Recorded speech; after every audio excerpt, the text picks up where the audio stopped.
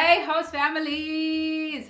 So I know I'm always putting stuff out for au pairs, but in today's video I do want to post questions that host families should ask au pairs. This is specifically for new host families because I know we're coming up to the time where a lot of host families are going to be interviewing au pairs, and majority of them, or quite a few of them, are going to be fairly new, so they don't know what to ask. So these questions are purely to help host families either gauge if this is a great match between the au pair and the host family. It's just to avoid the nonsense. Now, I am not an host family / au pair expert at all. I am solely going based on my experience and other au pairs' experience. I also want to say that I've had 4 families in total, 2 failed families and 2 amazing families. And so these are the questions that I've been asked, or just like have been able to gauge maybe like why those matches didn't work out, or maybe why it could have worked out, or just stuff like that. The first question I would say host families should ask au pairs is, why do you want to become an au pair? I think only one. I actually think only one host family asked me why do I want to become an au pair, and it was the last family. Yeah, right. It was the last family that asked me why do I want to become an au pair.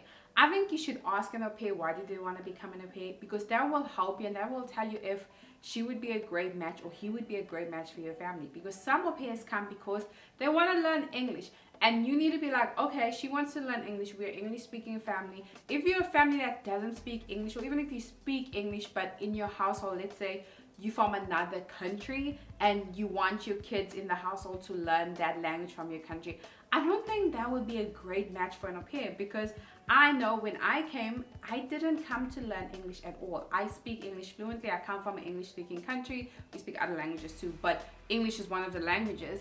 And I moved into this household and they were not really speaking English. Like majority of the things were from stuff from their countries, which is great because I didn't need English, but for some au pairs that could have been difficult because they specifically came to learn English. And so if the au pair, for example, says, I want to be an au pair because I want to learn English and go back to my home country fluent in English, then maybe that match is not for you. Another one could be she wants to travel a lot. That's great. And then ask them like, how often do you want to travel? Because I know majority of us come because we want to travel. I don't think that's a red flag. However, if you're a type of host family that you want your au pairs at home on the weekends, even if they're not working, or you want your au pairs around all the time, then there could be a clash, because you may get an au pair that's super independent, that wants to travel all the time, meaning the minute she's done, she's going on a weekend trip with her friends, or she's going to do something, or she's going to explore, and you're like, oh no, I want an au pair that's in the house, somebody who's like a homebody, all those things. Maybe that won't be a great match for you. Now, if you do want an au pair that is super independent, goes and does her own thing, then that could be a perfect match for you. The second question you should ask them is, what's the most amount of kids you've ever looked after? If you have like, for example, 1 or 2 kids, then you don't really need to ask this question because they're fine. But even 2, I would say, because sometimes if you have 2 kids, you have to juggle both of the kids and you kind of have to know where both they are. Let's say one is throwing a tantrum, then another one's throwing a tantrum. How would you like stop both of them from throwing a tantrum? Or how would you handle the one that's throwing a tantrum and the other one's there? So I would say, I was asked this, like, how do you, or what's the most amount of kids you've looked after? Because they want to gauge if I'm able to handle a lot of kids. Now, granted, I've only ever had like 2 kids, minimum 1. Well, obviously minimum is 1, but I've only had maximum 2 kids I've ever looked after since I've been an au pair with all 4 of the families. And so that is a different thing. But if you're a bigger family, like you have 3 and more, I would say ask this question just so you can gauge if they'll be able to handle the amount of kids, or they'll be able to multitask. Number 3, give a scenario or a situation and ask them how would they handle it.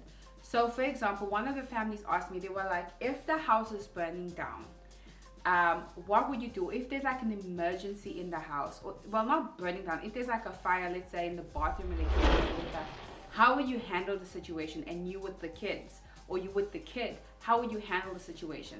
And I answered the question, and I remember I said something about, oh, and they said, oh, you're cooking, whatever, and the kid comes to you and the other room is on fire, or something, just a scenario that's realistic, obviously, that could possibly happen in real life.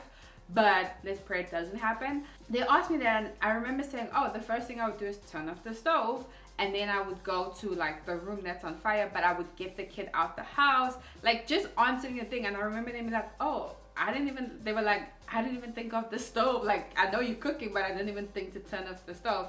And they were like, you know, or like if there's somebody in the house, if you're in an area where the floods happen a lot, maybe give that an example.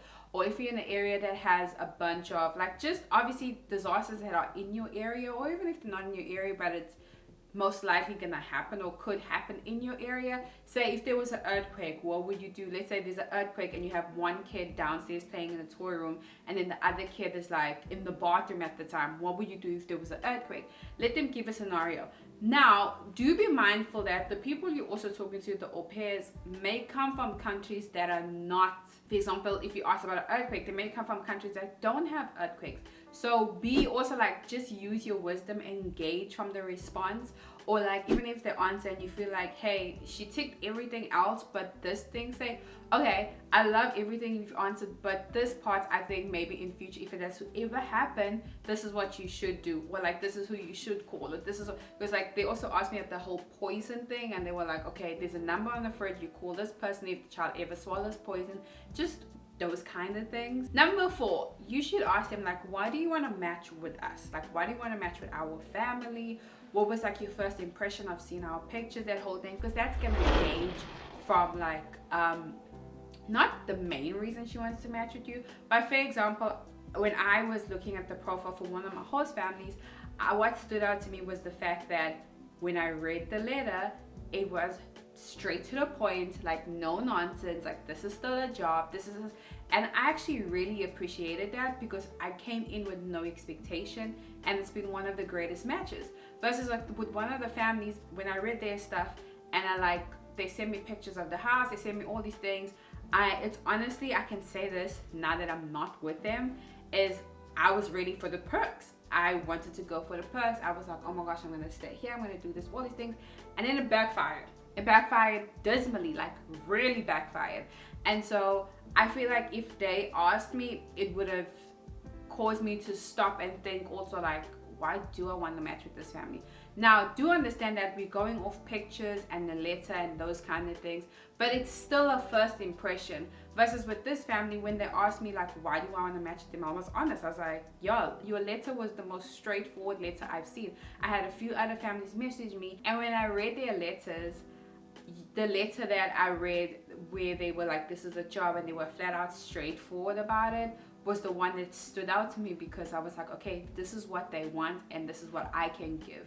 Now, if I felt like, oh, I can't give this, I wouldn't have matched with them. I would have been like, thank you so much for reaching out to me. I don't think I am what you guys are looking for, so I'm not gonna either waste your time having a video call with you, because most of the times you kind of can gauge from like a post if it's gonna go well or not.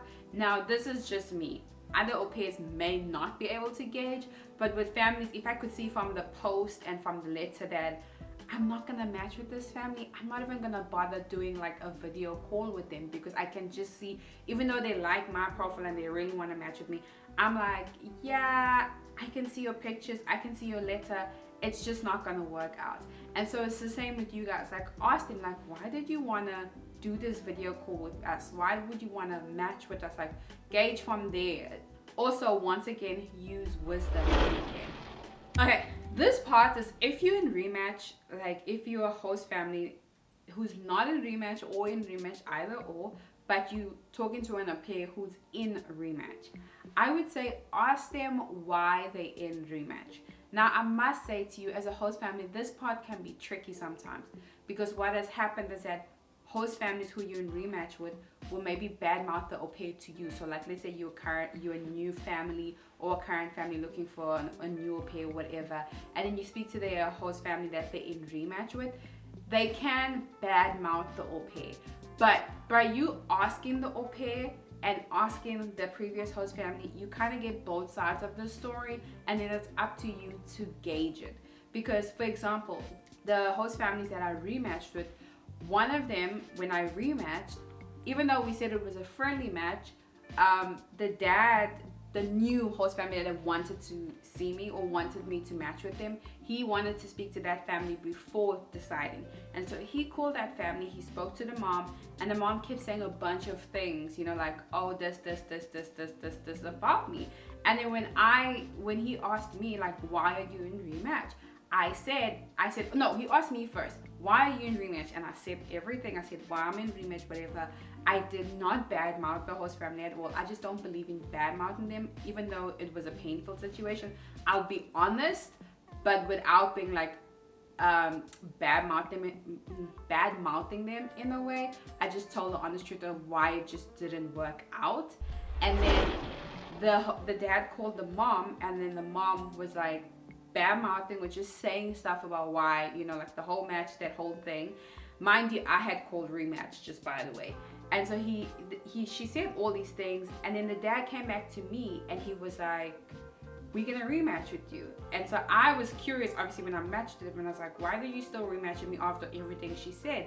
And he was like, she kept contradicting herself, or she just kept like everything she kept saying just kept backfiring on her end. Like, she thought she was bashing me, but it turned out that it backfired on her, because I was saying all my ish. And he was like, she was saying these things, but she was also saying, like, the way she was saying them were the things that were expected. Moral of the story is, you have to use your own wisdom. And so he used his own judgment, he used his own wisdom. He's like, I hear what the host family is saying, I hear what the au pair is saying, but do I still, knowing both sides, do I still want this person in my house? And if it's a yes, match with the au pair. If it's a no, don't match with the au pair. But definitely ask both parties, or mainly the au pair, like, why are you in rematch? And then speak to her ex-host family, because that will be able to help you figure out if this match is for you or if it's not for you. But there are tons and tons and tons of au pairs out there. Don't just match because you're desperate for childcare or because you're in a rush, you're in a pinch. There are a lot of au pairs out there. Screen them properly. Like, your kids are the best thing on the planet. So I would hope that if you bring a random stranger to look after the best thing on the planet, you would screen them properly. And once again, use wisdom, because there are also still bad host families that are going to badmouth good au pairs and vice versa. But yeah, I hope this video helps you, especially if you're a new host family or you're new into the au pair world. Welcome! But it could be a fun journey, and the right au pair is out there. Just ask the right questions, and if you don't understand the answer, do not hesitate to ask them again. There's nothing wrong with it. Au pairs actually love transparency. Like, the best thing is if you say upfront, hey, this is what we expected. Now you can go above and beyond what you say you're gonna give, but just be honest. Like, they're not afraid of it. But yeah, I hope you guys enjoyed this video. If you are a host family, comment below and tell me which agency you with or which agency you're thinking of going with. And then if you are or have been in the agency or in the au pair world for a while, how many au pairs have you had? Because I know there's some host families that have had like 6, 7 au pairs, and so it's always amazing to see those. Let's help the new ones come in and have a smooth transition. Bye.